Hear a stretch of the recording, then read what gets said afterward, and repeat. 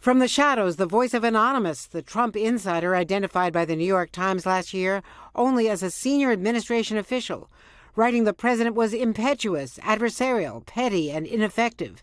Now expanding that slashing critique in a book titled A Warning. President Trump is going to want to get to the bottom of who this official is. He has already felt like there are leakers and traitors in his midst.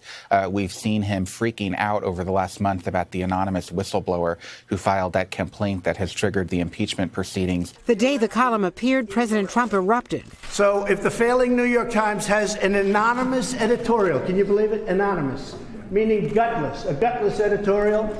He later tweeted treason, and the hunt was on. The White House and reporters trying to decode phrases in the column, looking for patterns without success. Then came the denials from Mike Pence, Mike Pompeo, the entire cabinet, including many now gone like James Mattis, Kirstjen Nielsen, Nikki Haley, Dan Coats, and Jeff Sessions.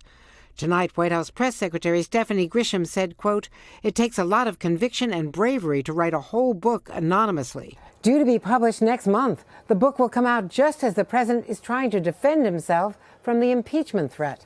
Hey, NBC News fans, thanks for checking out our YouTube channel. Subscribe by clicking on that button down here and click on any of the videos over here to watch the latest interviews, show highlights, and digital exclusives.